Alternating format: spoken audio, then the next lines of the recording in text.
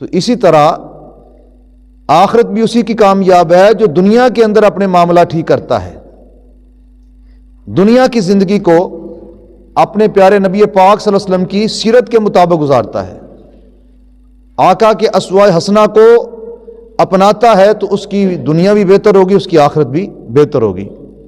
تو اس لیے آقا دو جہان نے ہمیں ہر چیز جو ہے وہ بتائی بھی ہے، سکھائی بھی ہے، سمجھائی بھی ہے، اور خود چل کر دکھایا بھی ہے۔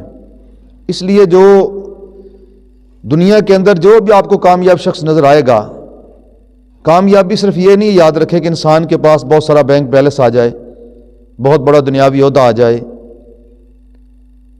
اگر یہ کامیابی ہوتی تو آپ قرآن و حدیث اٹھا کر دیکھیں، قرآن پاک کے اندر ایسے بڑے بڑے لوگوں کے واقعات آپ کو ملیں گے، لیکن قرآن نے اس کو عبرت کے طور پر بیان کیا ہے۔ نمرود کا واقعہ، فرعون کا واقعہ، شداد کا واقعہ، قارون کا واقعہ، حامان کا واقعہ، یہ بڑے بڑے لوگوں کے نام ہیں۔